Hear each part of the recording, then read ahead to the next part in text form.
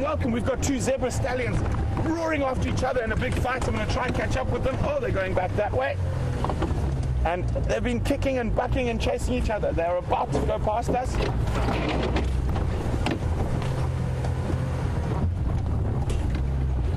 Oh, there's blood all over the one. I'm just going to try and get us in the right spot. This is a very serious zebra stallion fight. My name is Brent Smith and welcome to Safari Live.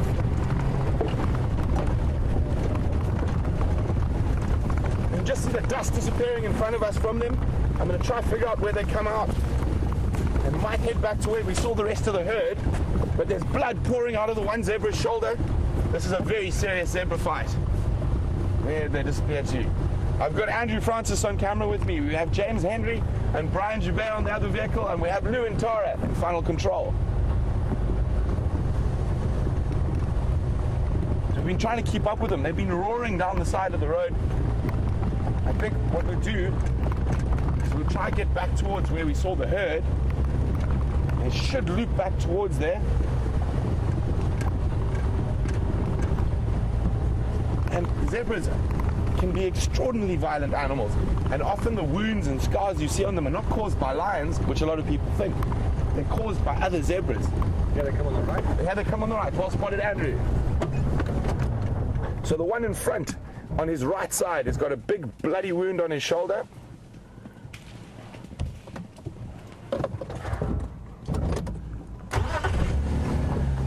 Obviously keeping up with them can be quite a challenge. And there's the rest of the herd, the females, just waiting to see who is the victor.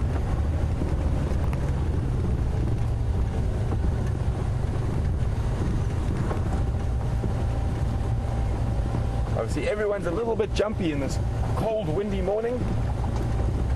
Oh, there's the dust of the stallions further down the road. And judging from where they're looking, the stallions are in here somewhere.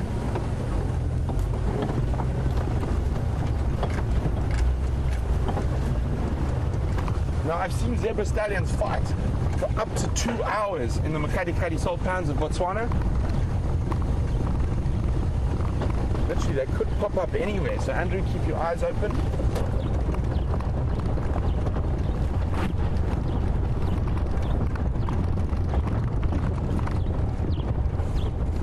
We're going to try to listen for the pounding hooves.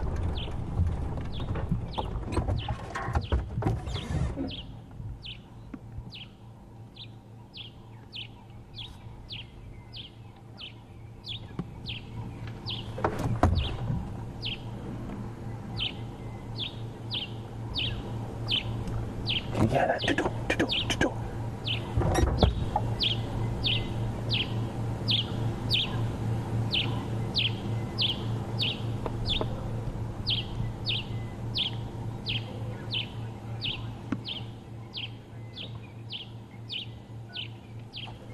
Sounds like they might be coming back towards us. We're just going to wait here. I know it's a bit difficult for you guys, but I can actually hear their hooves.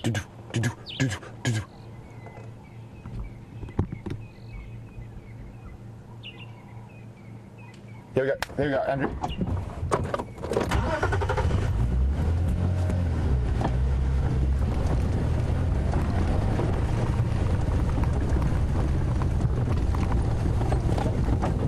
Just ran across in front of us and at high speed. Now, when the loser, which it looks like at the moment is the forerunner, the one running in front, gets tired, that other stallion will press home his advantage. Okay. Looks like they crossed the road. Any updates? So unfortunately we're still on handhelds here. Andrew's got some audio behind us. No updates, Craig. Morning, Brent. Thank you. Here we go. Is that the one with the... They're getting tired now.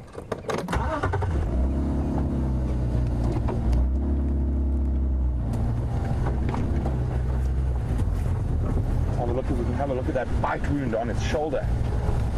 This one, there we go. You can see the blood on its side.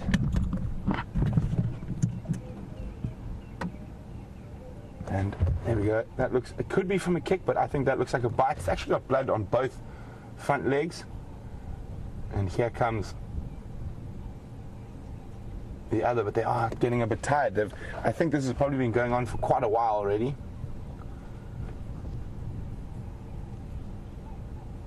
Oh, there we go.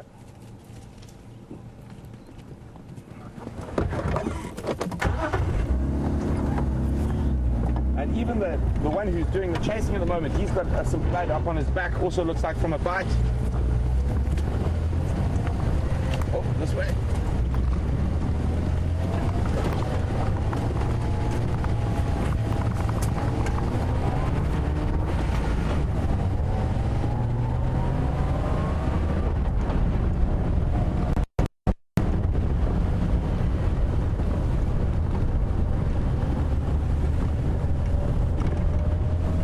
Trying to get up at him,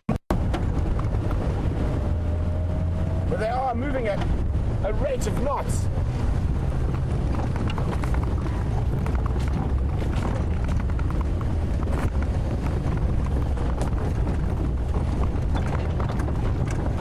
Hold on, Andrew.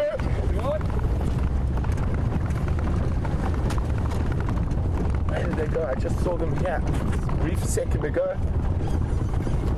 They're keeping us going and going in circles.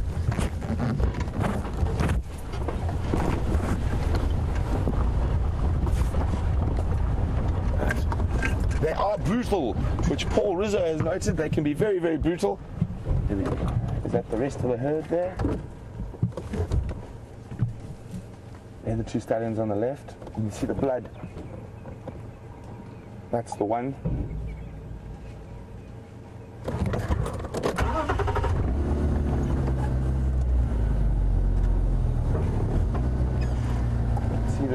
Just disappearing. I'm going to wait here, see if they run out into the open. I mean, it's difficult enough following them on this open fire break. We're not going to be able to follow them inside that thicket.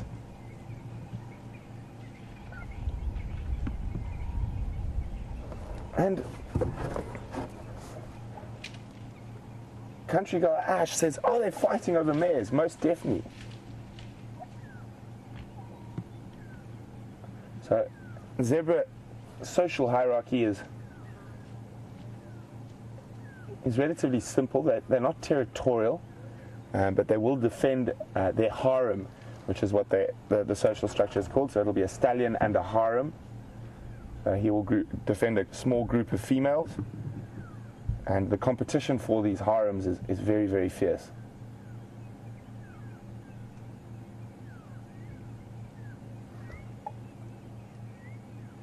Seems like it's calmed down now. I think they're quite tired. They've probably been going at it for a while.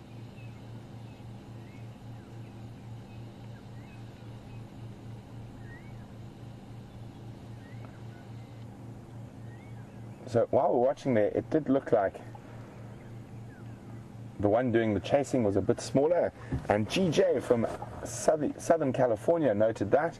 I do, and GJ, one must remember, it's not always the size that's important, and we can see that in lions and leopards as well. It's quite often the aggression. And of course, size does help, but quite often it's the attitude that'll get you the girls. And one could say that's quite true for human beings as well. So it looks like it's all calmed down now, but what a really exciting way to start the sunrise safari. It might be grey, but it's never dull. And woof. And remember, guys, if you have any questions, you can whack them through to us on #SafariLive on Twitter, or you can use the email address questions@wildearth.tv. So before we have these zebras racing around chasing each other, our plan was this morning to head along our northern boundary, and fingers crossed some lions might cross. We're looking for tracks of lions, and then we're going to head down towards the eastern boundary, and maybe one of those Birminghams who's mating with the Styx lionesses come further enough west that we can find them. I know James is headed off to the opposite side of the property, and he's looking for those leopards from last night. But all's calm here. It seems like it would be really fascinating to know, and obviously we can't really know for sure whether the winner of this zebra duel was the challenger or the male that already held the harem.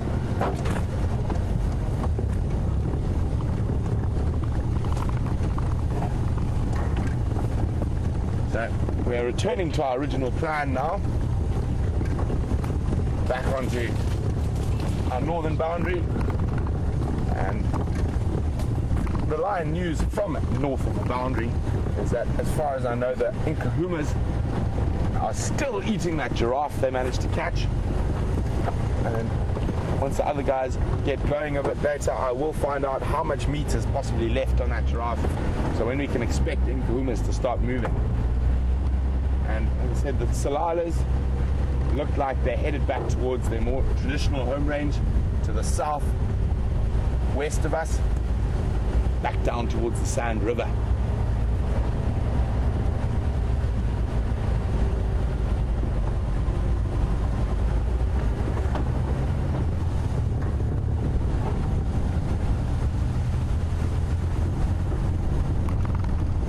And you can see it was quite a challenge to keep up with them. We were flying down the road, and Andy said, she says, wow, I knew zebras were fast, but I didn't know they were that fast. Well, when you got to keep out of the lion's jaws, it helps to have a good turn of speed. Yeah, the one thing a zebra doesn't have is stamina.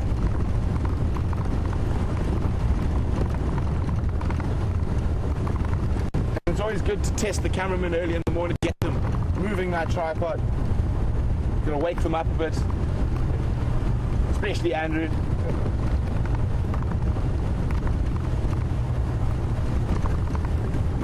So I am going down into quite a steep dip here, and occasionally we do have a bit of signal issue in these dips. Bear with me, I'll just move quickly through it.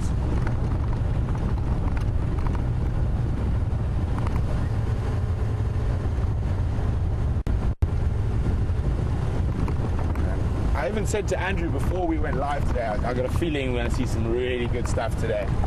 And so far those feelings have worked out quite well in the park. But we started off with a bang.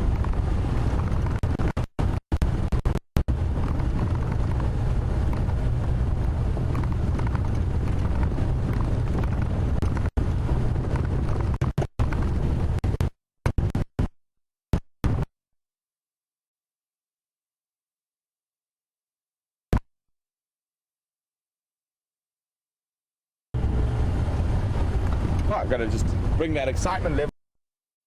Remember to check for tracks, so we're going to go a little bit slower again.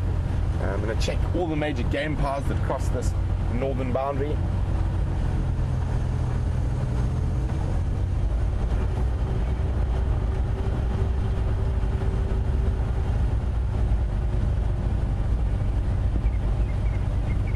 So, zebra fights are really, really violent.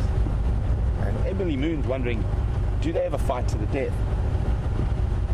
They can do, Emily, but generally it's unusual. More often than not, the vanquished will move away rather than get to that stage. And because they don't have that much stamina, when the fight sort of peters out, they will let the vanquished leave, but they quite often will push home their advantage, really beating them on the ground if they get that opportunity. But the other risk, and why one of the main reasons they let the vanquished leave and those fights seldom go all the way to the death, is because while you're off chasing someone off away from your harem, someone else can sneak in there and steal it. And obviously you are now very fatigued and you've got to come back in as a new stallion, lording over the females. Not such a big problem in this area at the moment, but in areas like the Masai Mara and central Botswana, where the elephants travel in groups of hundreds, it's very easy for a stallion to nip in. So even within those really large groups and migrations, there will be stallions defending up to sort of 10 or 15 individual females within those groups. Very, very fascinating.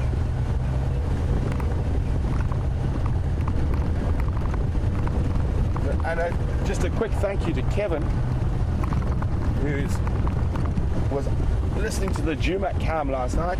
So there was quite a lot of hyena action in between about 12 and 3, I think. It was 12 and 3. But also lions calling in the distance around 1. Well, Kevin, hopefully these lions are somewhere on Juma and we're going to be able to find them. Oh. Sitting on the thorn. Fallen into the vehicle.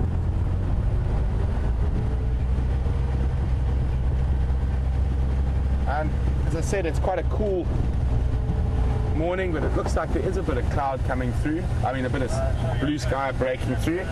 And it's 19 degrees Celsius, 66 Fahrenheit. And for those of you who still follow the Kelvin, it's 292 Kelvin and 6.27 Newton.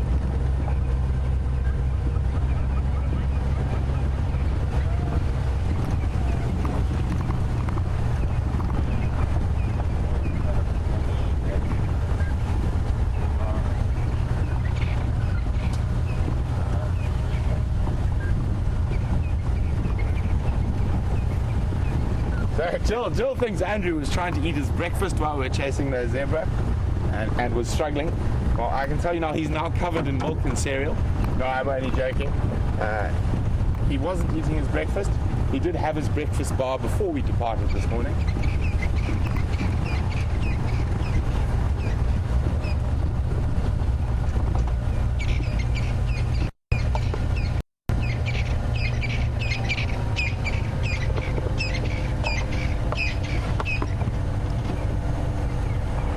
Double checking for tracks there. So, if a challenger took over that harem and managed to oust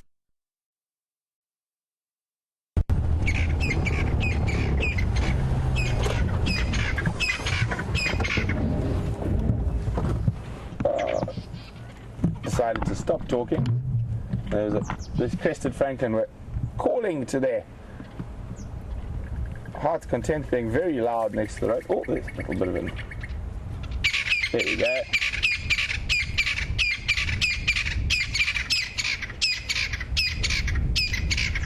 Very distinct part of the dawn chorus, the crested francolins.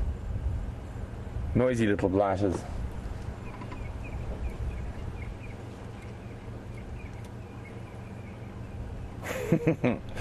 Off they went.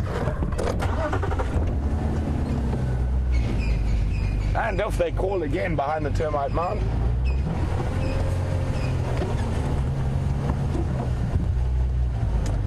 So, sorry Lisa, back to your question.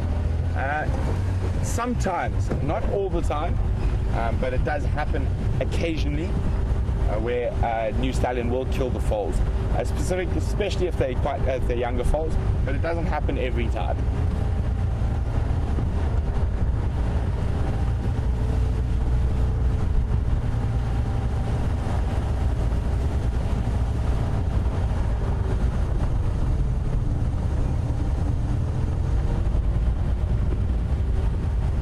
Come on, lion tracks, or leopard tracks, or cheetah tracks, or wild dog tracks. I think we should just have a general come on tracks. Right back. Here we go. Andrew caught. Oh, I think it's quite a nice little flowering plant that is. Do you want to go forward a bit? Is that okay?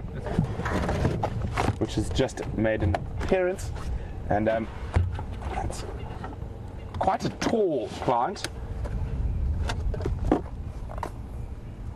And it is called the tall white squill. And as plants go, we'll show you how tall it is.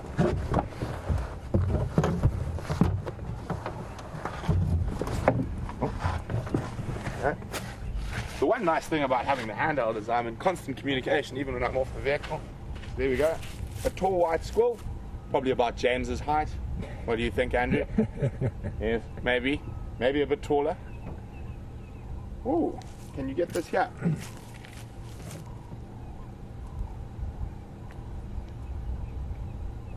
You got Yes. him? Yes. You see the green on his face? Pushing it. Pushing it. Let me move the car a bit closer. So literally there's a longhorn beetle that's feeding off that the pollen in that tall white squirrel, and his whole front end is covered in the pollen. So let's see if we can show you that. I'm getting a little bit closer.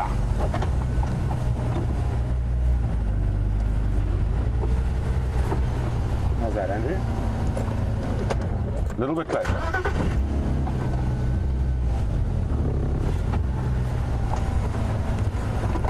Obviously, I don't want to disturb this beetle while he's having his breakfast. There we go. A little bit lower. There we go. You can see that greenish tinge around his front. And that's all the pollen he's collecting from this plant.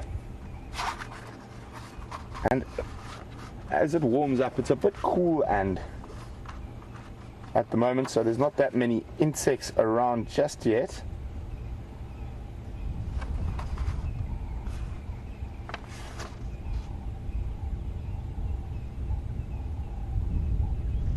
And a lot of different insects will utilize this plant. Wasps, one of them bees, butterflies. But there is another squirrel that looks very, very similar to this one. And that one can be quite dangerous, because this one is a well-known medicinal plant, and the other, as well as being a medicinal plant, it's also quite dangerous. The seeds have a highly, highly strong hallucinogen in them. Ooh. and it's very, very noxious. So apart from that, it can in overdoses be very detrimental towards your well-being. I'm just trying to remember the name of the toxin now. I'm just having a quick look in my book while Andrew is showing you the squill.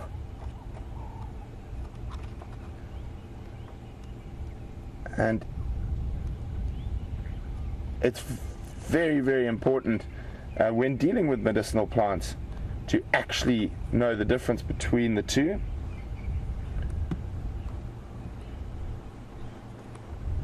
Okay, well, I will find out that for you a little bit later, but while we do our homework in our books, we're going to send you back, or not back, we're going to send you across so James can say good morning, and we'll be back with you a little later.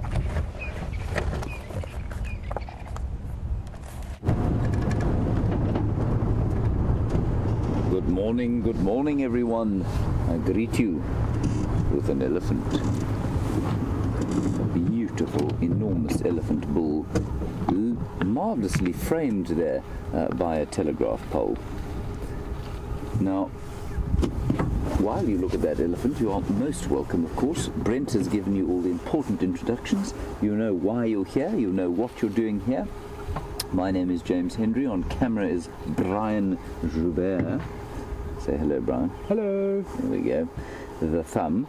And that is a huge elephant bull. Now, we have come into this area, we've bumped into this elephant purely by chance.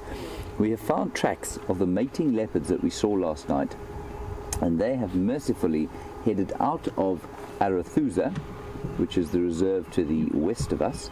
We're on that boundary road now, and they've gone into Djuma. So we're going to head around on the road and see if we can't follow up on the tracks, see if we can find them on the Djuma side. That elephant bull is rather magnificent, but he's also in some very thick bush. So we're probably not going to go chasing in there after him. It might incur his wrath, and we don't really want to do that, do we? And as I'm sure Brent has told you, we are on a live safari, #Safari Live, if you want to talk to us on the tweet. Otherwise, feel free to send us an email, questions@wildearth.tv. Carrier pigeons, not particularly useful in this area. Too many birds of prey, they'll probably be eaten on their way in.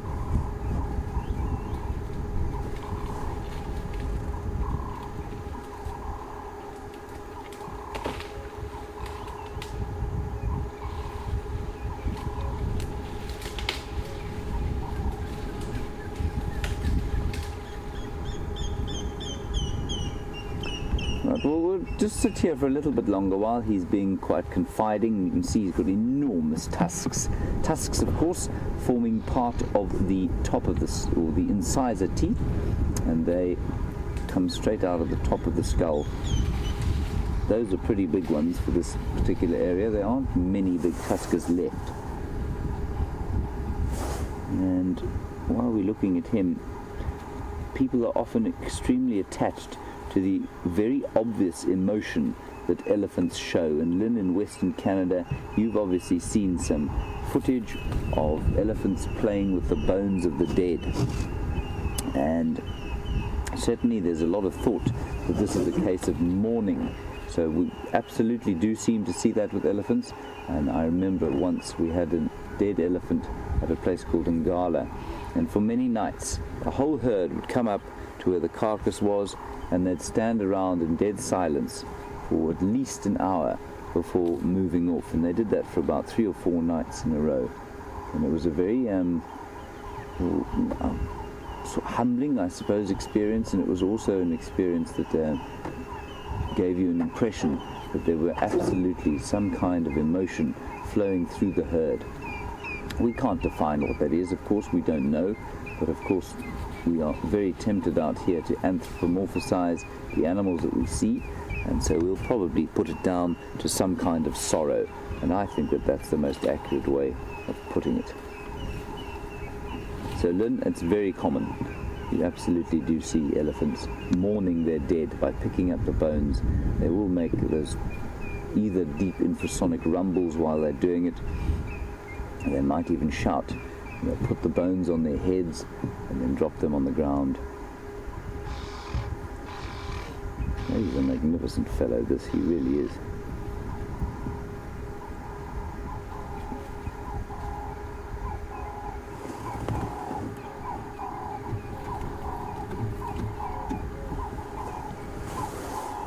Chewing slowly away. I'd put him at roughly 35 years old, so he's a bull in his prime.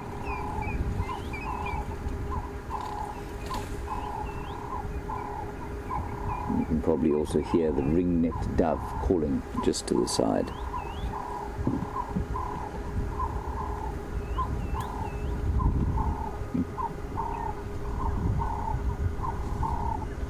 Right, I think let us... Oh, there he is. Well done. Brent, coming, Brent. Right, we're going to carry on and see if we can't pick up these leopard tracks. Brent, See if we don't have some luck. From a road from Safari, straight across Ghana and shadow crossing east into Wildebeest, Leopard Drive. Marvellous. Just going to quickly get hold of Craig on the radio. We're in the new vehicle, of course. A couple of technical issues we need to work on. Ideally, we want this coming into my ear so that you don't have to listen to it. But we will definitely have to talk every so often on the radio, I'm afraid. Brent, I think I've got clubs heading south from Vessels towards Double M. Of course, many people feel that the radio is a free cell phone service where there is no bill attached to how long you speak. This is, of course, a mistake, and one should speak as little as humanly possible on the radio to avoid traffic.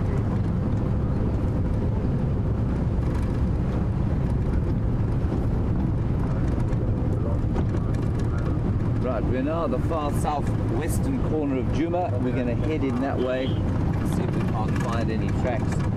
With any luck, the leopard will just be walking about the road. I am following up on those Tingana and shadow tracks. Of the many things that can go wrong in restaurants, ending Zebra Drive. Follow up. Edward, yes, it is indeed Tingana again.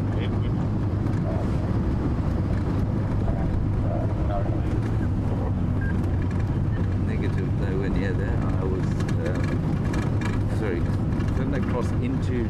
Just go again with that update. I had Roy with me at Junction, Zebra Drive and Red Dam Road, and we both have the track going into Wildebeest. Confirm they cross out of Wildebeest at Leopard Drive.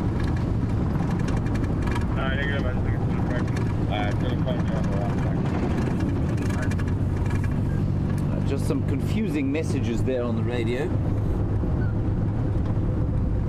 We're on track. Break.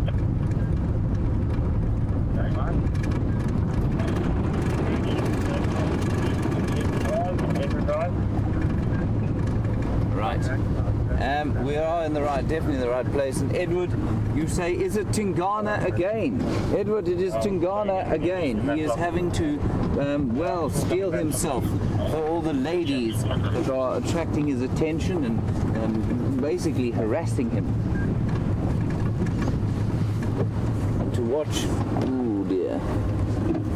We watched them last night, of course, and Shadow was extremely, well, she was very definite about what she wanted, and he was not really quite so definite about giving it to her.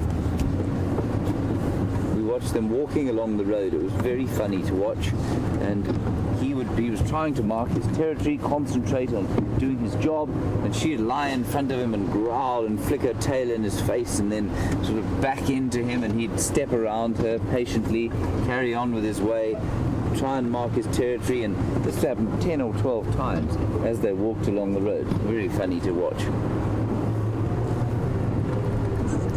Now this is round about the area that we think they've come into, so we just have to be very careful while we're watching the road and see that the tracks don't cross. There's not much irritates other guides in the area more, flies everywhere, than if you drive over the tracks rather than spot them. I've done this myself, of course, by mistake. Leopard, of course, don't weigh very much, and so you need to be quite careful if you're on hard ground. There is a great plethora of flies. Can you see them on the screen there?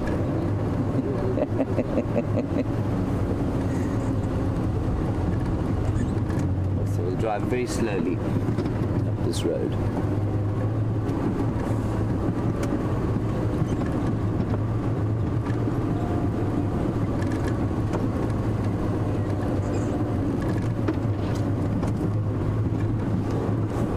So they were coming basically from where I'm pointing there.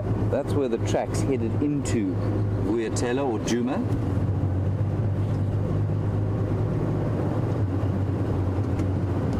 You can see a fairly leaden sky.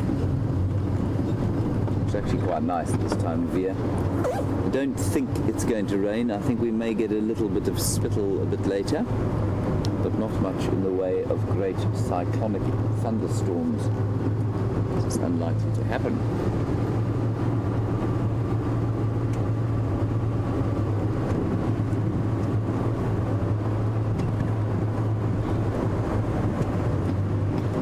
And I'm told that the weather report says there is a chance of showers at 7 a.m. The weather nearest sort of weather station though is about probably 20 or 30 kilometers away. So, and the weather here is very localized. So it may rain there, it may then follow to here, it may not. Who knows? So we don't have a predictor weather station here, no meteorological office, other than those provided by the traditional methods of checking whether it's going to rain, which seem to be about as accurate and as throwing a dice, really.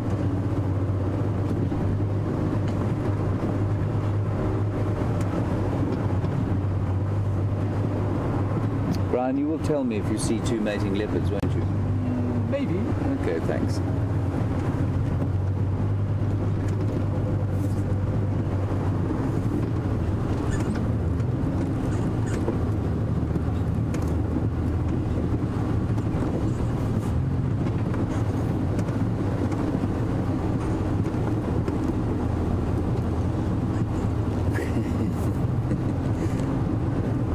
Get myself into trouble every so often by casting aspersions on the characters of our leopards here. And Ellen, you make the very good point that while I have described Shadow as harassing Tingana, she's doing precisely what any leopardess in estrus would do. There's nothing unusual about what we're watching. I'm not sure, however, that Tingana is necessarily behaving completely normally. It may well be that he's just a little bit tired after the exertions of having mated with Karula. Ooh, here we go. Here are the tracks on the road. It may just be that he's a bit exhausted after the exertions of mating with Karula for many days. Sorry, I'm going to be not looking at the screen camera for now, just checking where these tracks go. They definitely go onto the road in front of us. So as Ellen says, Shadow is definitely not being anything other than a totally normal leopard. So here are his tracks. I don't see hers anywhere. He was probably carrying on his territorial marking. And it was actually really hilarious because she disappeared into the bush, and then he sensed her coming out while he was marking his territory, and he stopped. His tracks are still on the road. And he stopped and he saw her and he hunkered down onto the road and put his ears flat back, and she looked around desperately and she spotted him, and you could see as he saw her he kind of lifted his head and looked around like this and put his ears back and grunted, and she came trotting over, and he could not have been less impressed by seeing her.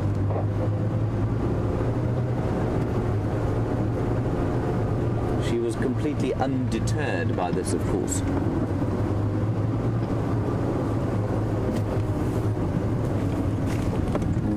I don't see the tracks anymore.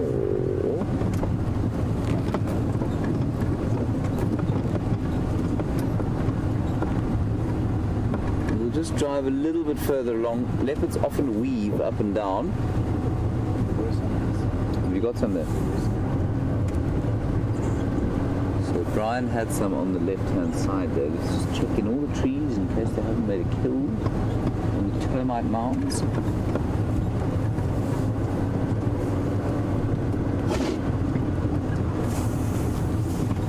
There's a large bird over there. It's definitely not a leopard.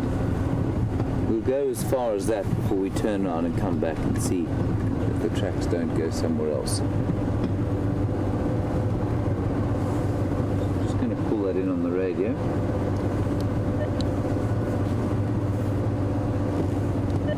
Tracks of Tingana come onto Zoe's road, or sorry, Rebecca's road, and head north. I'm not sure. I'm going to follow from here.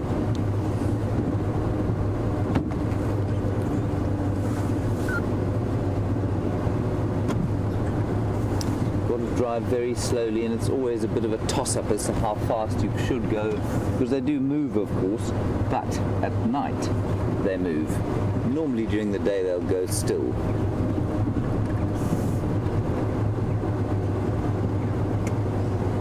Now, while we were looking for leopards and waiting to get into the sighting yesterday afternoon, I had to do a couple of running repairs on the front of the vehicle with some duct tape in order to stop the rattling from the jack. And Larry in Danville, you say it looks like somebody's fixed it proper. Larry, they have not. My fixing is as it was yesterday evening. There it is. You can see the duct tape is firmly in place and doing its job admirably. Thank you, Larry, for pointing out my amazing DIY skills. As I said yesterday,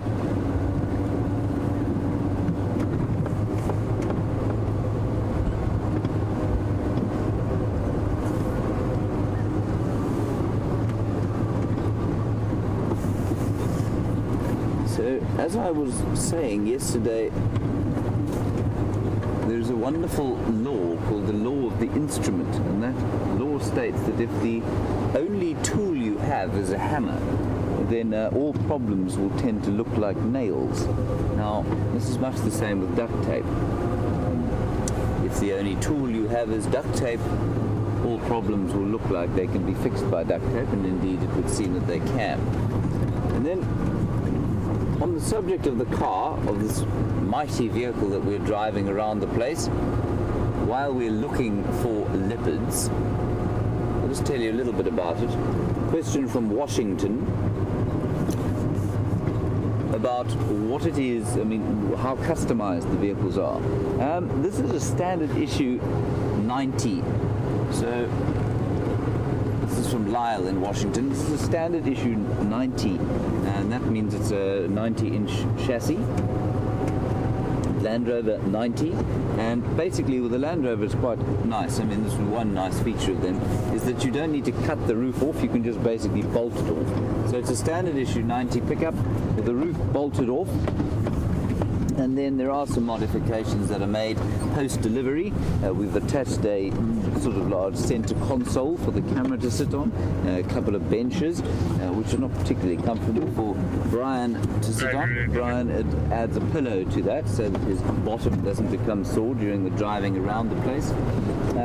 This thing, this kind of khaki dashboard top is quite new. But otherwise, pretty standard, you know. There's not a huge amount of difference. All the technical equipment is new, but there are no major modifications. That's the nice thing about the Land Rover. Like I say, you can pull off the roof. You don't need to cut it off.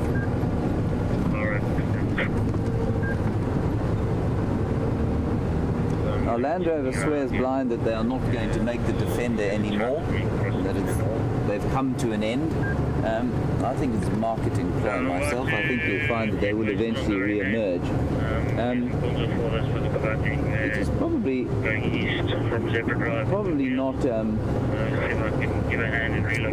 not sort of the great sadness that the design has been retired. It hasn't been modified since roughly 1754. What is that?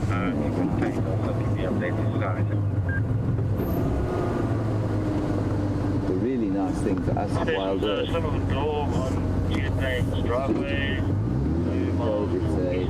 It's the stick. So the nice thing about this little car is that it's short wheelbase, and so it's really good off-road. It's much less cumbersome than the long wheelbases that a lot of the other guys out here have to drive when they're driving with guests. So we can go lots of places that other people can't, which is ideal for filming purposes. Right, the tracks disappeared off the road somewhere around here.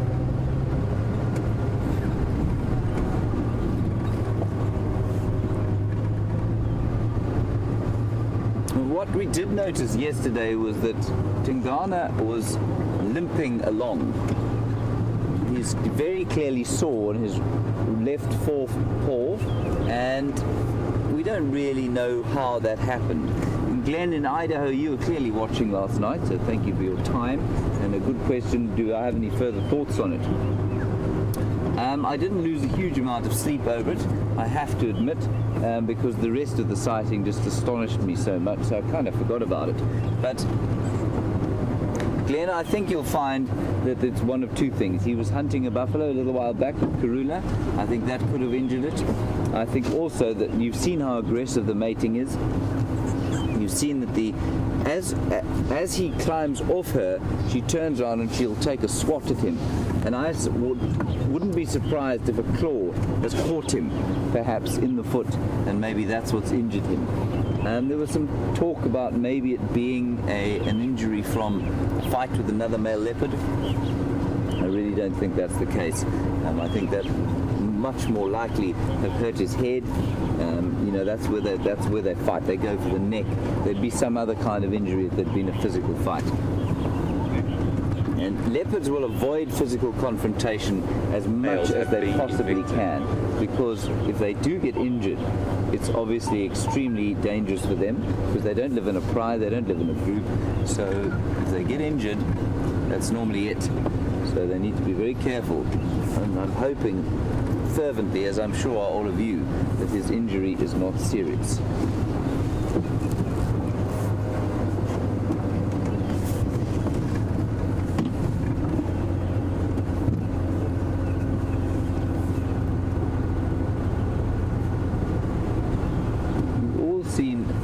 Many of you will now have seen leopards mating, and it is a quite astonishing performance that goes on for many days, up to 10 times an hour sometimes.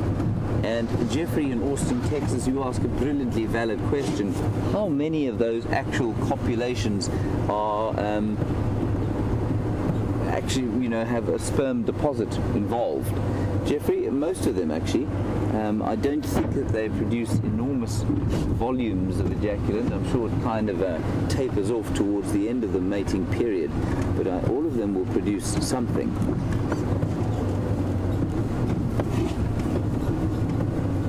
Okay, here was where the last tracks were. I don't know where they go. I'm just going to wonder if we can't hand over to Brent quickly while I look around for the tracks. We might be able to do that. Oh, they're over here, the tracks. Just have a quick listen and see if we can't hear them. They're very noisy when they mate, of course. There's a lot of growling and shouting.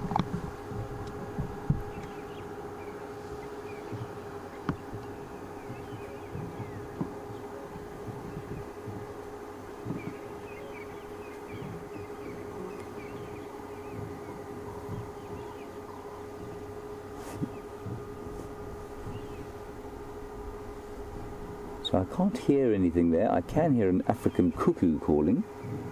Boop, boop, boop, boop. But nothing in the way of leopards. Okay, we'll go around onto the next road there. See if we can't pick up other tracks. I think they've probably gone into this block now.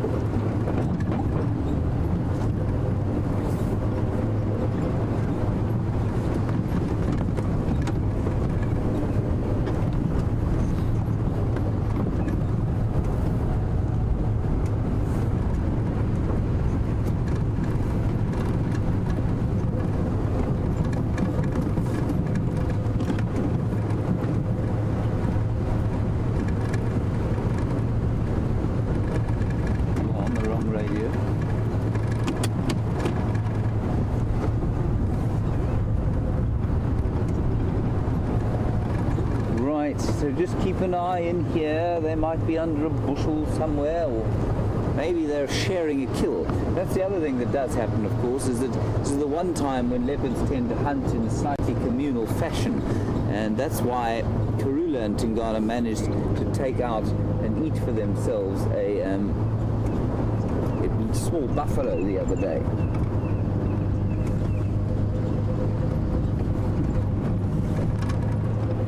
Otherwise, normally too big a prey. And I'm sure he did most of the bulk of the killing with that, but she would definitely have helped him.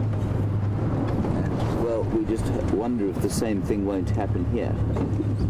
Lion tracks.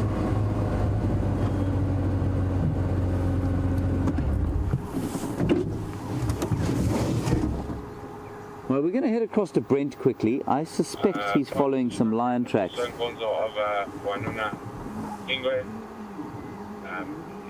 Just listening to him. Alright, we're going to head across to Brent. He's going to give you an update. He's definitely following something quite exciting. I will just have a look at these tracks and we'll keep you posted. It's all going on. It's all rather confusing. Check in with Brent and I'll see you just now.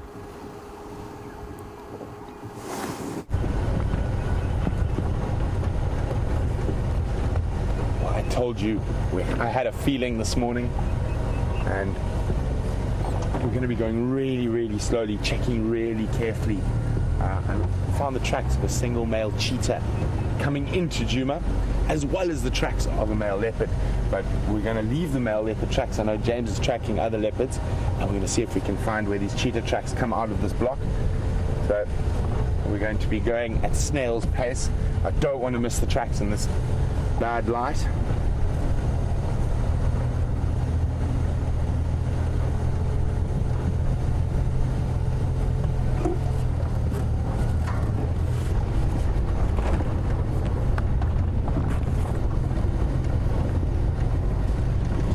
Tracks went off the road in this general area here, and those of you who have followed cheetah with us before will know that they don't really like using the roads, and they do that to avoid the other predators. So they don't like using big game paths or roads because leopards, lions and hyenas like using big game paths and roads.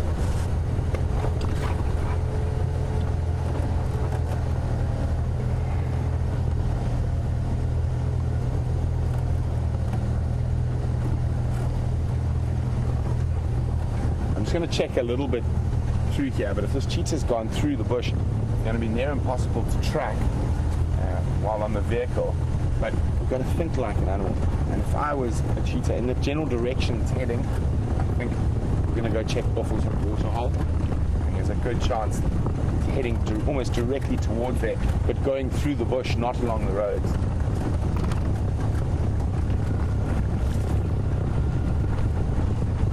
So we're pretty much opposite where those tracks went off, but I still think he's going to be heading further north. But we'll just double check, rather make sure.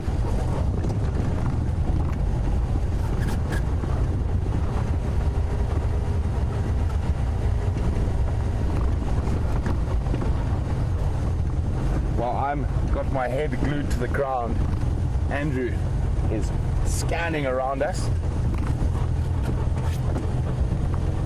hoping to spot that cheetah or that leopard.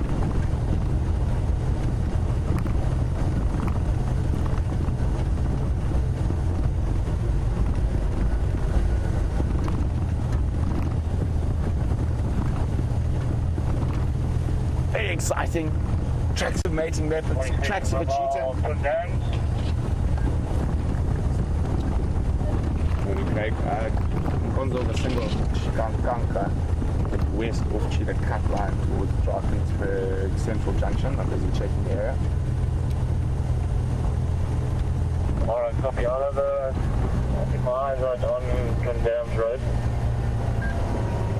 So we've got some kudu over there, very relaxed, munching away, and kudu have got incredibly good eyesight spotting predators.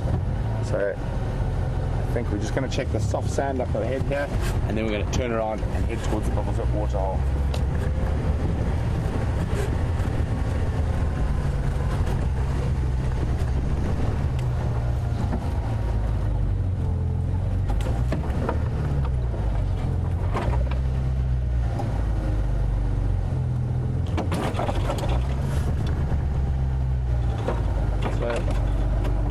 Siberia is zooming, and she's wondering, are we close to the Jimma waterhole camp so she can keep an eye out too? Unfortunately not, Siberia. We're well on the eastern side of Jimma, quite far from the camp. Very, very, very unusual track I'm trying to figure out here. Very strange.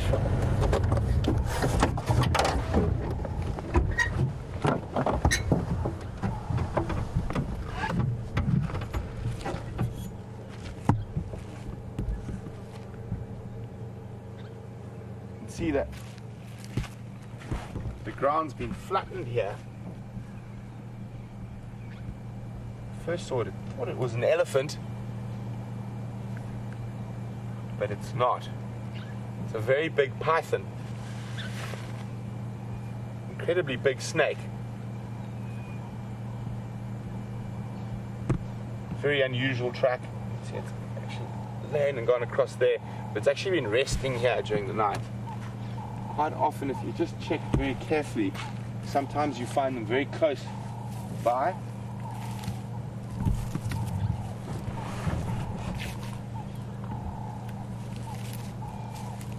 Now, if I was a python, I'd go to sleep.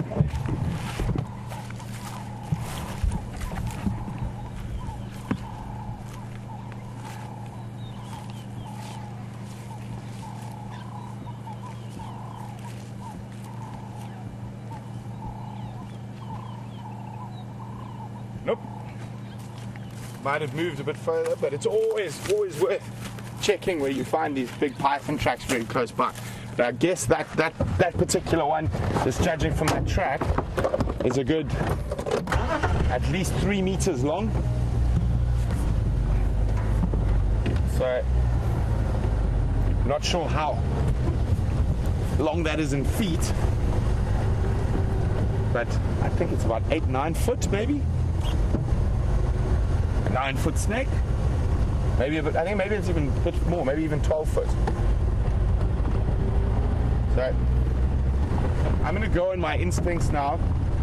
Because cheetah don't like to walk down the roads, I think it's going through the bush parallel to the road, and more than likely it's going to head towards the Buffalo's Hook waterhole.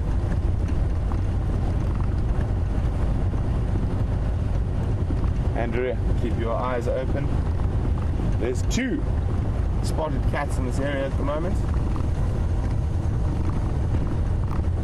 Brent, useful on those ones. Oh, okay, just got touch Craig. Craig last. Cat goes into the block between Drakensberg and Cheetah Cut Line in central. General direction northwest. I'm going to check Drakensberg through to around Buffalo's Hook or Gory Pan. I think that's the general direction of the track. Okay, copy. I'm just going to Bangland track, junction, turn down, small, nothing this side. Copy. There's also tracks of a single one in inway coming down on central towards Drakensberg. If I have no luck with the Shikakunk, I'll come back to those. Alright, copy. And he would have just crossed here somewhere. So again, we're going to be checking really, really carefully. And also listening, hoping that monkeys or kudu or impala, nyala spot this animal.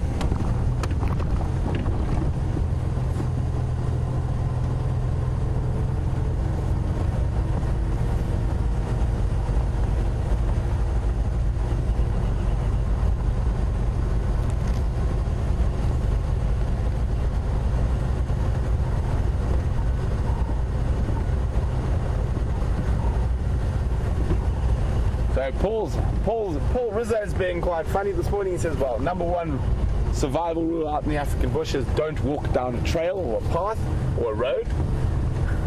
Well, if you're a cheetah, it's a very good survival rule. And Mike says he remembers seeing 2 male cheetah a couple of months ago on drive. I think this could be one of those 2. And how close we got to them. We had such a special time with them. That we spent, I think, 2 full drives with those male cheetah before they crossed north. And male cheetah have vast home ranges, so they move through an area and they can walk vast distances very quickly. So ideally, if we want to see cheetah regularly, we got to hope for a female with cubs, and then they're more sedimentary for a while.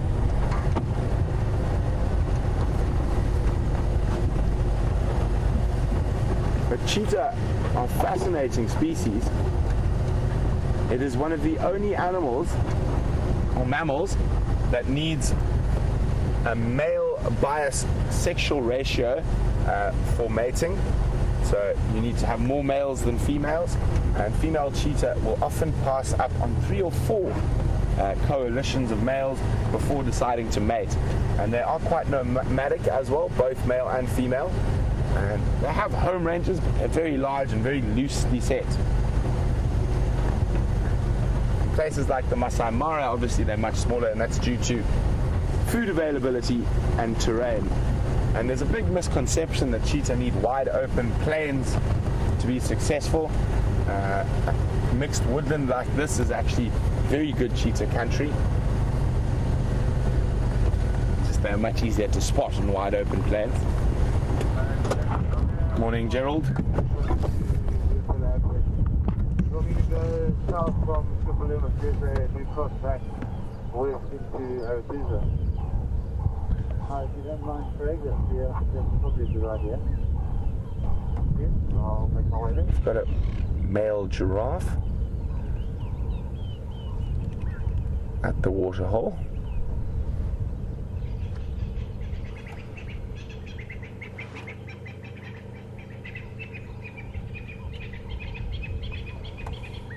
What have you spotted, giraffe? Giraffe are very good at spotting things, so just want to go around and have a look where we can't see where he was looking earlier, just in case.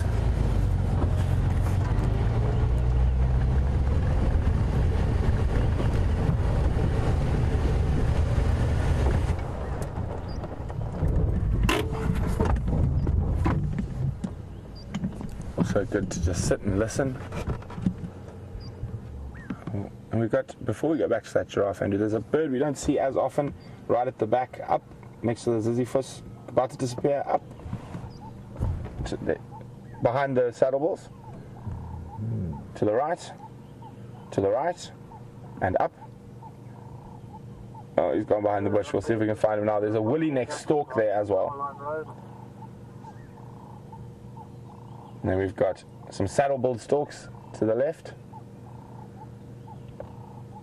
And looks like only 2 hippos today.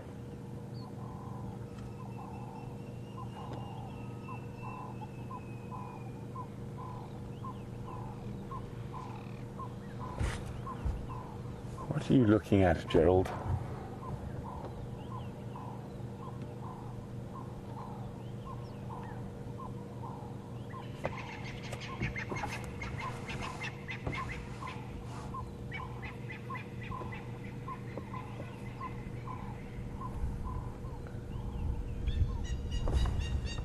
Just listening carefully.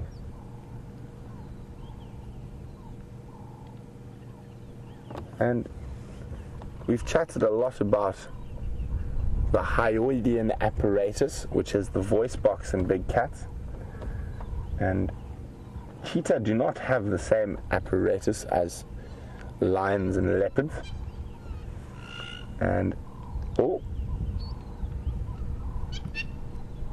there's 2 amacorps now, and Mike was wondering what type of noise or contact calls do adult cheetah make, and Country Girl Ash said, don't they have a very chirping noise? That is correct, and that is their contact call. It almost sounds like a bird chirping, very high pitched, and I'm afraid I cannot imitate it.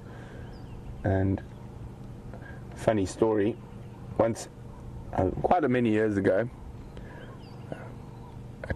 one of the amazing Shangaan trackers I worked with and myself were watching a female cheetah with 5 cubs in the Sabi Sands, and a guide from another lodge were on the boundary of our property, drove up there, and the female cheetah was making those high-pitched bird chirp contact calls to her cubs, and the other guide said to his tracker, "Pomfret, what in yoni is that?" I said, "What bird's making that noise?"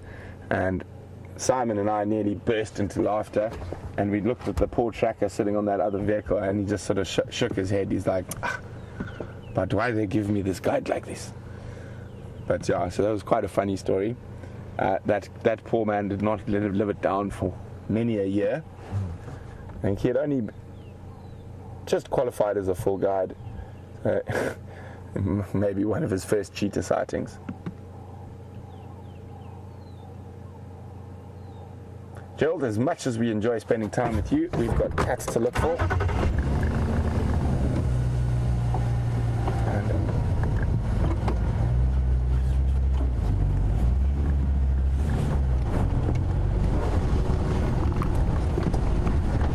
So that cheetah's either made it here before us. I'm not going to get out and walk because we might disturb poor Gerald. We're going to go check around onto the cut line again, onto our northern boundary, and see if we find anything that side. While we do, we're going to go see how Commander Bond's tracking expedition is going.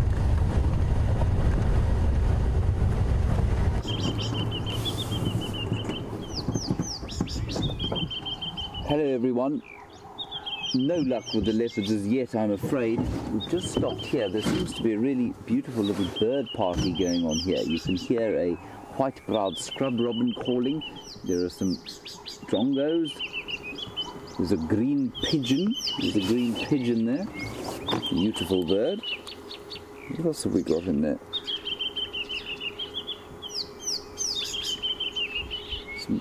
black flycatchers. That's really nice.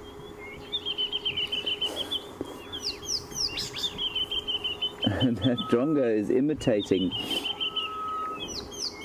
imitating a rattling stickler. It's going choo choo choo, blip, blip, blip.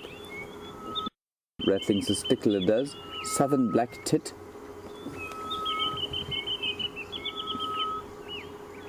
In fact, there isn't a robin.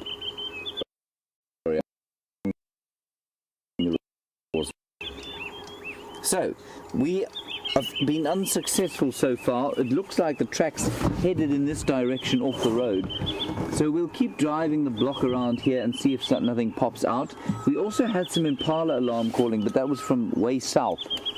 And there were some tracks of a male lion and a female lion heading in that direction. Perhaps it was them, but they've definitely gone off the reserve that we're on, so we can't follow up on the lions. So we'll continue with fortitude our tracking of these two mating leopards, but where they are is anyone's guess at this stage. Tingana, like I say, was definitely marking his territory yesterday evening. And what that means is that, I mean, a male leopard marking his territory can go an enormous distance, even with the attentions of a female leopard, trying desperately to encourage him to mate.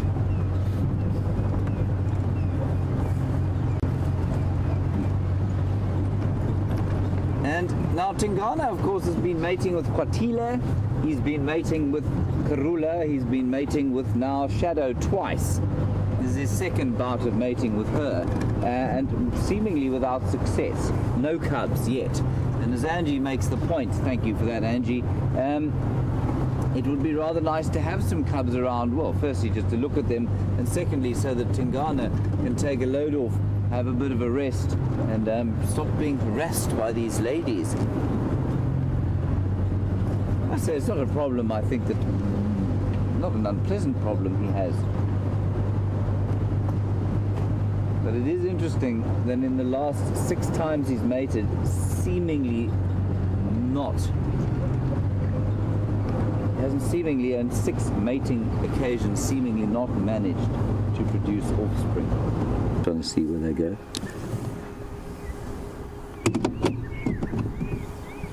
Copy, Jim. I'll check you with nest towards the tip.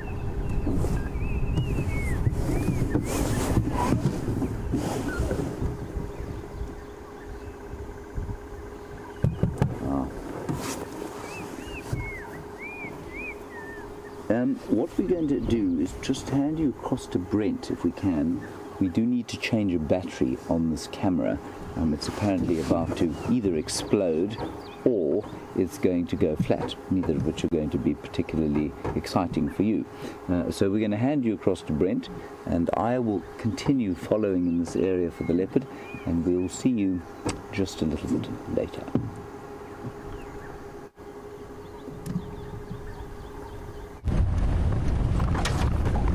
So unfortunately the tracks of that cheetah have crossed our boundary. So what we've done is we've moved into this area where James is looking for those mating leopards, and hopefully 2 of us here will be able to cover twice the ground, find them. I'm just doing a quick check at the around tree house, a water hole, which isn't much of a water hole anymore. It's just a sort of a gut instinct. James also said there were lion tracks heading in this area, so I just want to double check here in case those leopards did manage to cross Philemon's cut line. If nothing, we're going to turn around, head back on the other side of the drainage and head along Weaver's Nest Road sort of directly towards James. And what we will do shortly is, when we get a bit closer, turn off and listen, which is one of the best ways to find mating leopards. Lots of noise. Oh, we've just got the Undertaker here, and coming into breeding colours as well.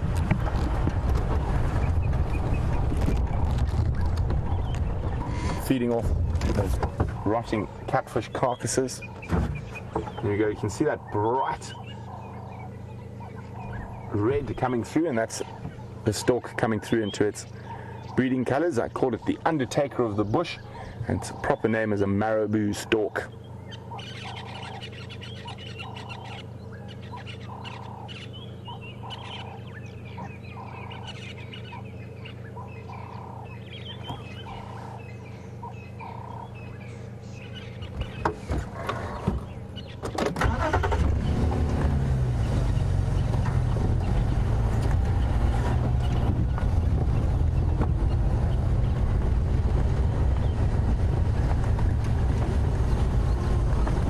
So we've got a few more cheetah questions while we're in search of these leopards.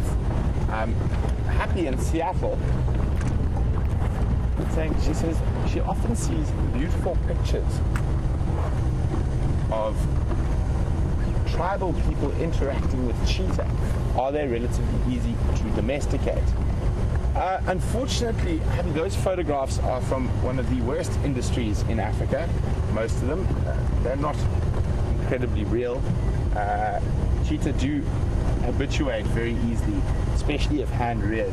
And there are a lot of institutions, I'm not going to name any names, who use cheetah especially as a tourist trap, as well as the other big cats, specifically lion cubs. And they will let you come touch them and stroke them, but they do keep them in captivity. So I personally am not a fan of any of those things, and I believe cheetah should be out in the bush wild. When it comes to interacting with African tribal people, it is generally not a good relationship, and most tribal people will try to kill cheetah if they get the opportunity. They do sometimes take livestock, specifically smaller livestock like goats and sheep. And so generally not a good relationship between tribal people and cheetah. Although in certain large farming districts of Namibia, cheetah have made an incredible comeback due to a couple of reasons. Firstly, it's because lions and hyenas have been removed by the local farmers who have cattle, and most cows are too big for a cheetah. So they subsist off what wild game is on those properties, because they don't have any competition from lions, hyenas, and leopards to a degree. And the other reason is there's a very successful program with Aleutian sheepdogs that live with the sheep and are basically part of the flock. And cheetah are quite scared, and even leopards to a degree are quite scared of these dogs. And it's managed to bring down predator human conflict a lot, and they are using this in quite a few different places. So really interesting. It is possible to live in harmony with Africa's large predators, but you have to be quite aware as a herder and use different methods. One of the biggest threats Kenya and Tanzania are the Maasai. So as soon as a lion kills one of their cows, the young Moran or warriors will go out and kill that lion with spears, which is quite impressive, but nonetheless a group of 30 men with spears can quite comfortably kill a lion without getting hurt as well. Aubrey also tracks an audio of mating pair in the block between Finn's Rebecca and Philemon's Cutline, 2 stations in the area. Follow up. Brent and Craig did have squirrels alarm calling to the south of the drainage line. I'm following up there. There is Andrew. I'm just going a little bit more west of where I saw Brent park his vehicle. I was walking around on the southern side as well. I'm going to see if I can make my way. That is Andrew, being a total clown show. Brent is just around there, also looking for the leopard, and everyone is trying to listen. The squirrels were alarm calling around here somewhere, possibly at Brent. As I say, they will alarm call at anything.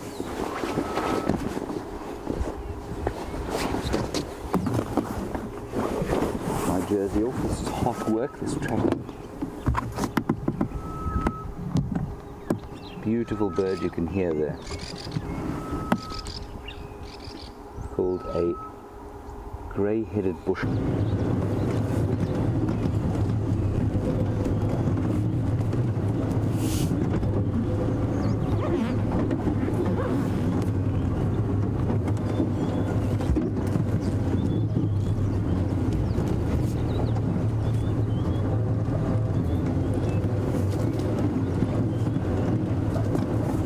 Now, while we're driving along here, Gilly in Milwaukee, you have made a controversial statement that I really quite like, actually.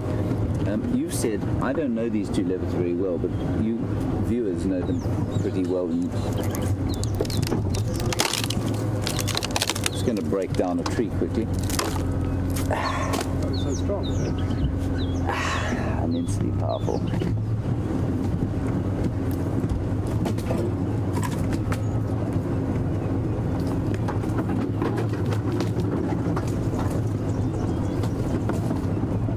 So, Gilly, you are saying we spoke briefly about the fact that perhaps there is multi-paternity in leopards and we don't know for sure. Now, you're saying you guys have watched Karula and Quarantine and Gunuma for not many years, well, yes, almost many years, and Quarantine and Gunuma don't look the same. They're different colours. One is blonde and one is gold. One is completely calm, and the other is and the other has a really, what might be termed a poor attitude, I suppose. And you would like to postulate that perhaps they're half brothers from the same mother. I think it's entirely possible, Gilly. I really do. I'd love to know what other people think and whether that is possible or not. We don't know if leopards do it. We know of it in many other mammals, though, where there is multi-paternity in the same litter.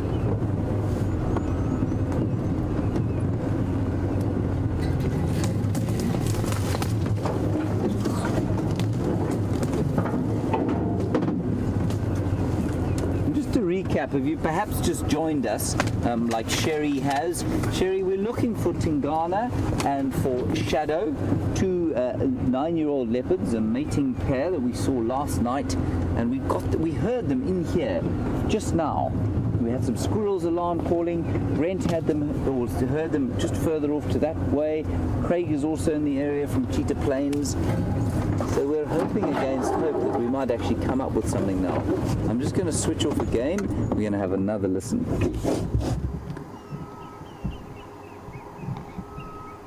Leopards, as I say, are very vociferous breeders.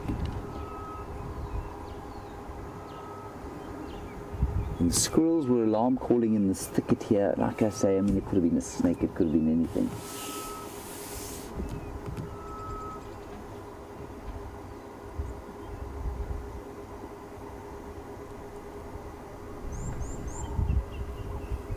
Lots of beautiful bird calls at the moment.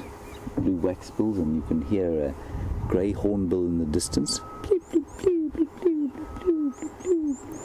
Very plaintive calling.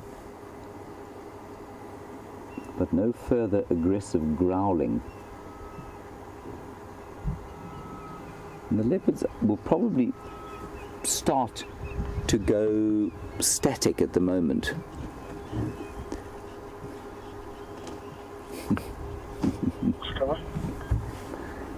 Thank you, X-Ranger, for taking a screenshot of Andrew doing his dance. He'll be most pleased with that, I'm sure. As you say, a lesser, I'm not sure, greater hooded, pointing Andrew dancing on the bonnet. Yeah, morning 6. As soon as there's a space to go, you let me know, please. I'm still trying to help relocate. That's definitely going to scratch the new paintwork. So as I was saying, the leopards will probably start to cease moving soon. And that's because it's now getting a little bit warmer. There is Brent here, Smith ahead of us. He is on foot. We've left Andrew alone in the wilderness.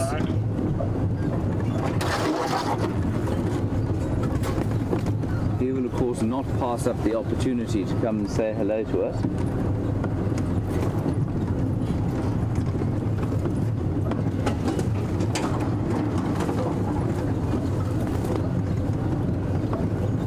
Hello! Fancy seeing you here.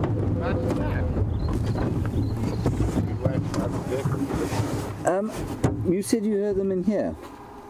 This side, yeah, somewhere. Because we had some squirrels alarm calling there. It could easily be here, but I mean, Around here. is that gusting Negative wind? I just joke. got that. Yeah.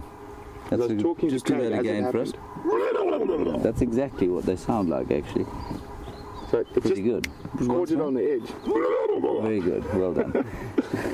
James likes making me make funny noises. But yeah, I'd say here, but Yeah. I think definitely this side of the drainage. Squirrels there, maybe still heading east. Maybe. Okay, I'll follow along the southern side of the drainage. I'm just going to check Shabam Junction, Okay. just out of, All right. just in case. Okay, I'll follow along the drainage line here, and we'll keep you posted. As you luck. were, get on with it. Don't dally. And hopefully Andrew's not going to be dancing on the vehicle when I get back. Yes, no, he was doing quite a dance. The mother would be proud, or embarrassed, I'm not sure which.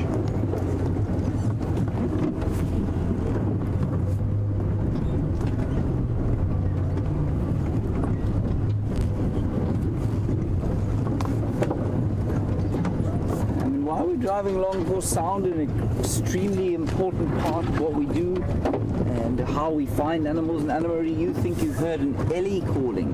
No, I definitely didn't hear any elephants calling here now. It was probably the sound, actually, and I'm not being facetious here, of a tree scraping against the bodywork, which through the microphone, I suspect, would have sounded a little bit like an angry elephant. But keep it up, keep listening.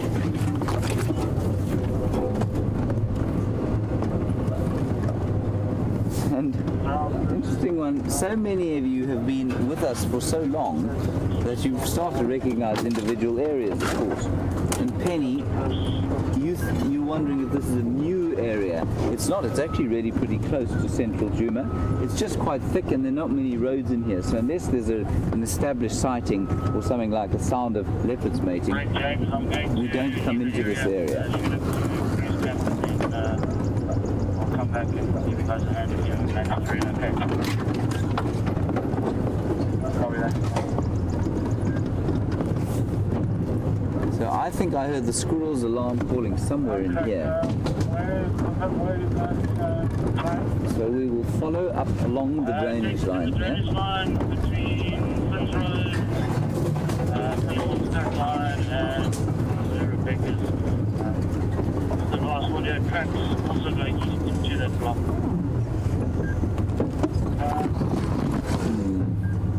I think this might be a little bit much for our new car, don't you?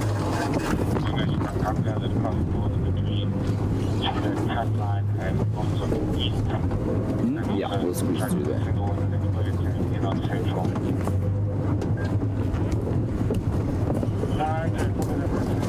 Whether we'll get through this drainage line, I'm not sure. Now, so much of this vegetation that is lying on the ground is the result of elephants. Elephants, being what elephants are not very clean eaters. Pretty dirty. And make a bit of a mess.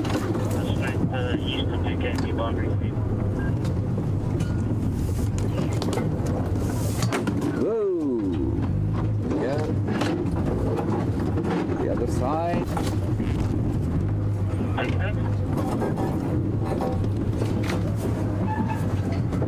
So let's just head across to Brent. He will tell you exactly what he heard, where it was, and what he thinks is going on.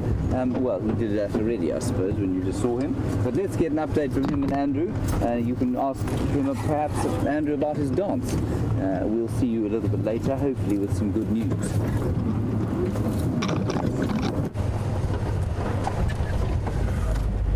So, I'm sure James just wants me to make that noise again. as he made me do, I think 3 or 4 times when I visited him just now, so just to get it out of the way.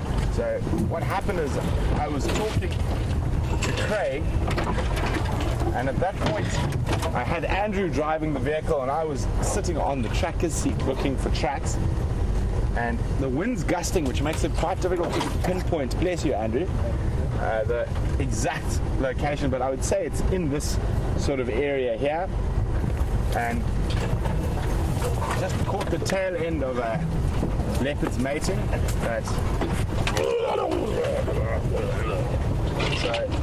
But the wind is gusting. I'm very confident it's on the southern side of this drainage line, but where exactly on the southern side of this drainage line, that is a different story. So James is checking. He heard some squirrels alarm calling down there, and just to double check, make sure, to put my mind at ease, I'm heading to Shabam Philemon's Cutline Junction, just to make sure those tracks haven't crossed further south. And as of Andrew's dance moves, I missed them. Andrew, could you give us a blow-by-blow of your exact moves that you were doing while I was actually working and trying to find leopard? No thanks. No thanks.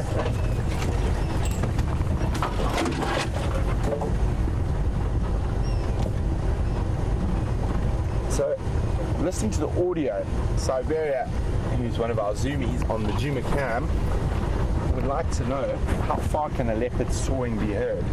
Well, Siberia, that depends on a lot of different things: wind direction, which way the animal's facing. But sawing is quite different from mating. Sawing, probably very faint sawing. If you nice still night, no wind, quite quiet, you can probably hear it from 5 or 6 kilometers, but very faint, sort of in the distance. But yeah, nice clear audio. So probably you'd have to be within maximum of 1.5 kilometers.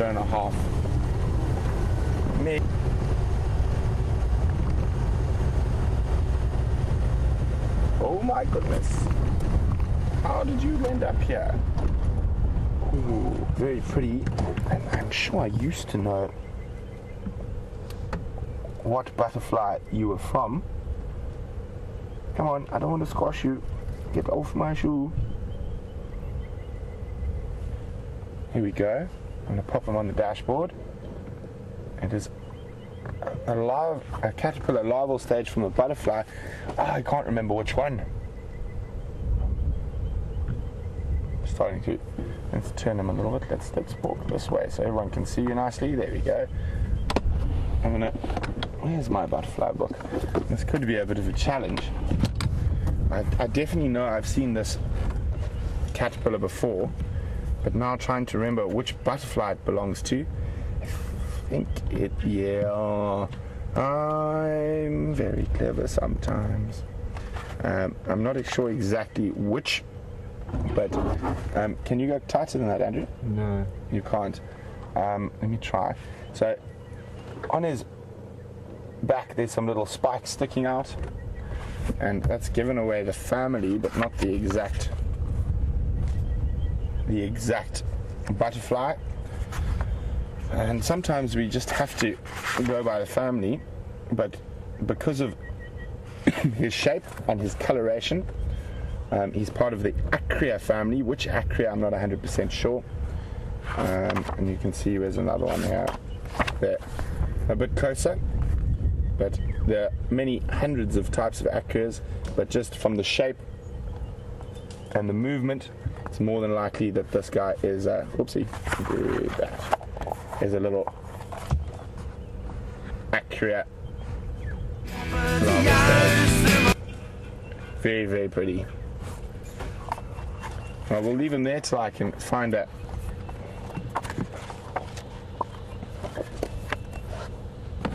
spot to pop him. And I can tell this is a butterfly because he's not so airy. Normally the moth caterpillars are those very, very hairy ones. You do get sort of protective spines on a few of the butterfly caterpillars, but they're not those really, really hairy caterpillars.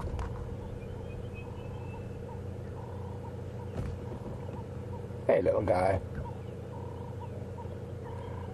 Quite often also called inchworms because of their movement. Looks like he just moves an inch every time he walks.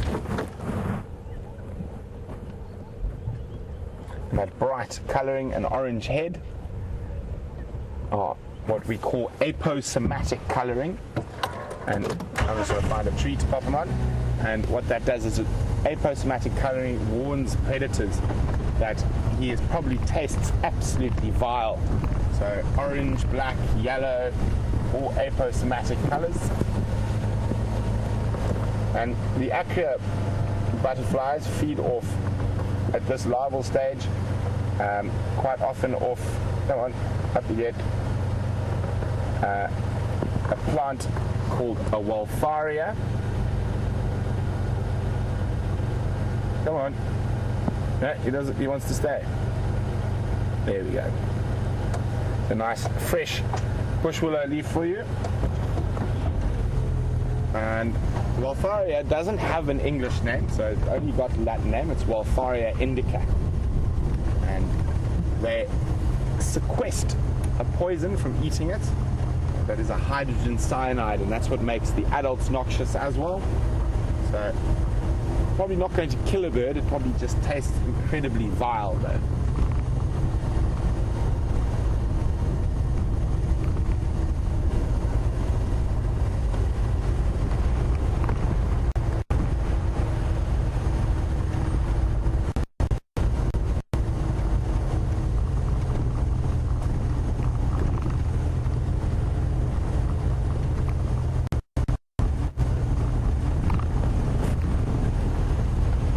So, I know James has been asked this question from Boyd in North Carolina. And by the way, thanks very much, Boyd. Boyd says he loves watching the safaris. Our knowledge is so incredible and wonderful. Well, thanks, and you guys help with that by all your questions. We got to make sure we hit the books regularly to keep up to date with all you guys. And Boyd asking, what is the animal I like seeing most on safari, and what was my favorite encounter ever? Well, boy, for me, the favorite animal is a hands down easy affair. It is the African wild dog, or painted wolf. And my favorite sighting or encounter is far, far more difficult. There have been so many, but I'll just tell you one for now, and since my favorite animal is the wild dog, we shall tell you a wild dog story. I was very fortunate in growing up in Botswana, and the concessions where my parents had lodges and ran lodges in Botswana. There's a lot of general game here, so maybe they didn't come this way. The animals look far too relaxed. There's zebra, wildebeest and impala. And we were very fortunate in the fact that for 10 years running we had wild dogs den relatively close to our camps, and some years we even had 2 separate or 3 separate dens between the 3 camps. And so I spent an incredible amount of time with wild dogs, and wild dogs are a little bit easier to follow up on the floodplains of the Kwando River. There's a little bit more open, it's not as thick bush here as it is here. There is thicker bush back in the backcountry, but fortunately most of the time they're denned around the river. And we were following the then was called a Labala pack, and there must have been 27 or 28 dogs in the pack at that stage. And we literally, hello zebras, we're looking for leopards. We're not looking for stripes, we're looking for spots. And we hadn't even driven out of camp yet. We'd probably gone 600 meters down the road, and we came across the pack of wild dogs. at full speed, careering towards us, and in front of them was a mix of lechwe and impala, and they actually ran right up to the lodge deck, and they killed. I'm back on my vehicle. Any updates? They killed 7 impala in about less than 7 minutes, and I know this might be quite gruesome, but it is a very memorable encounter. So it was probably about this time of the year, so all the impala females were pregnant, and the one impala that was killed was right next to us, maybe 3 meters from us, and these wild dogs ripped her open, and a fetus came out and then stood up, and then 2 wild dogs grabbed the fetus from either side and ripped it in half. So that was one of my most memorable wild dog sightings, and there's so many. If you remind me, I'll try to do a couple a week, and we'll just, I think, stick to wild dogs for now. I've had so many fantastic times with wild dogs.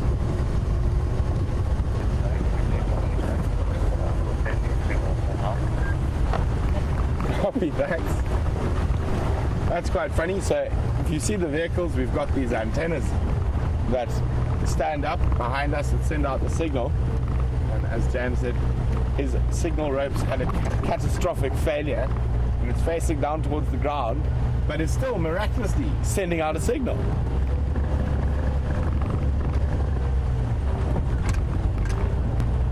And try check the western edge of the quarantine clearings, and while we make our way towards that area, we're going to go to the man of many catastrophes. No, I'm joking. We're going to go over to Jam, see how he's been doing.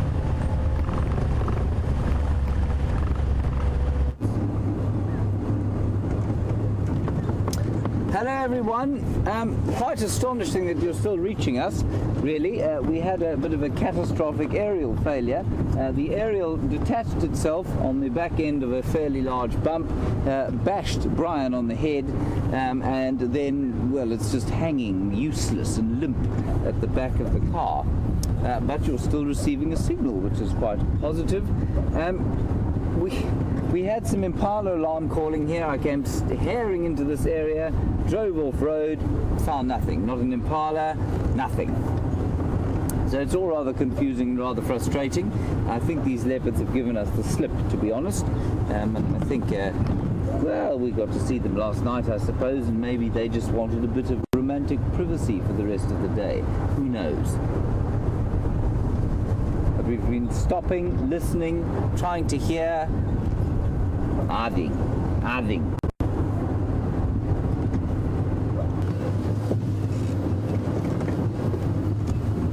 Watch your head, Bryan. You don't need to watch out for the aerial, of course.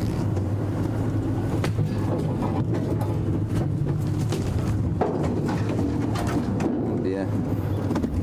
The great migration has begun. There we go. Beautiful wildebeest. We wouldn't normally drive off-road for them, but because of what we think might be in the area, I thought it would be a good idea. Okay, so you watch them. I'll quickly find the crested francolin on my bird app, and we'll see if this is the rusty gate hinge for Virginia.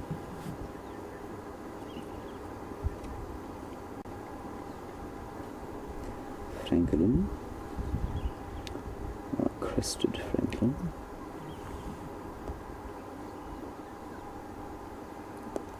Right, here we go, Virginia. Listen up.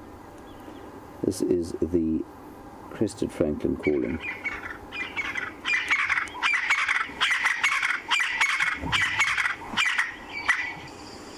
Is that perhaps what you were hearing?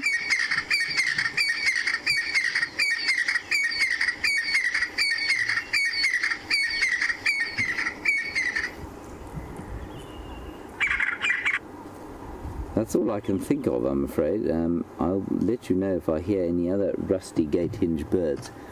But I suspect crested francolin might be what you're looking for. This is the only herd of wildebeest that we have here. And wander around here and onto quarantine clearings quite a lot, and they're quite easily recognizable by those kind of the youngsters there with their very rufous heads. Little herd of wildebeest. And Christy, you're very kindly wondering about Bryan's head, and is it okay? Bryan? Yeah, it'll be alright. It's pretty sore though. He did get a horrible whack. So he'll be okay. We'll tend to him when we get home. Wrap bandages around his head. Give him soothing chicken soup.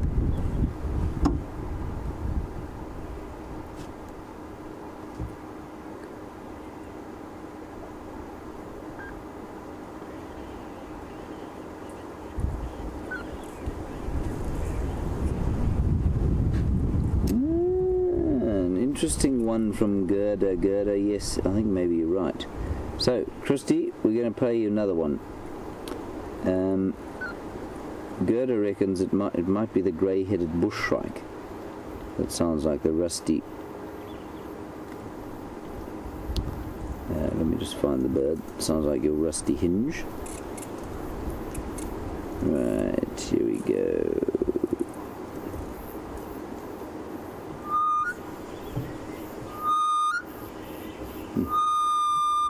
Nice one, Gerda. Maybe that's it.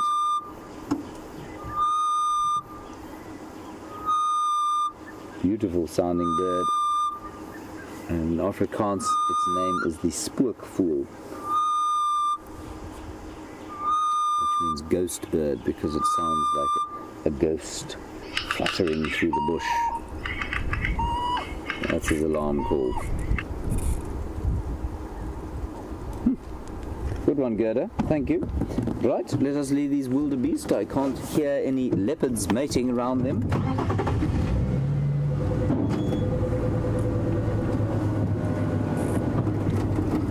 These leopards just yet. If we don't get any luck, we'll definitely try on the sunset safari. But just double checking this western edge of quarantine clearings in case they've come through the block heading in an easterly direction. This wind is making following that audio quite difficult, but you never know, they might appear. On the Djuma cam, it is the closest water, so zoomies beware and keep a close lookout during the day. I'm confident those leopards are on Djuma, which is a start, and hopefully James and I can utilize our experience to pull not a rabbit but a cat out of the hat on the sunset safari.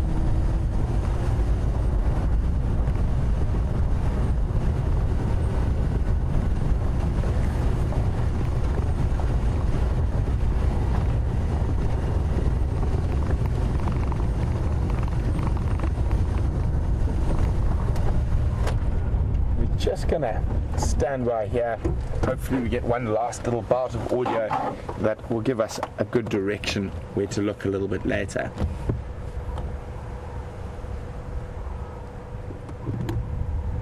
Come on, kitty cats. But we can always hope, and as I said, it's a great start that they actually are in Djuma, so there's a strong possibility we are going to be able to pull the proverbial cat out of the hat. And thanks very much for joining myself and James and Andrew and Bryan and FC, Lou and Tara on this sunrise safari. Not much sun in the rise, but it's been really exciting, been really wonderful having you guys with us. Thanks for all the questions, and we've got a special treat for the end of this sunrise safari. Someone has been very clever with the computer, and they've managed to put together a little clip of Andrew's bonnet dancing. So you're going to be able to enjoy that after we finish drive. Andrew has got a look of shock and horror behind the camera, and I'm sure there's going to be some choice words said around the breakfast table. But don't forget to join us for the sunset safari. Hopefully we'll find those leopards.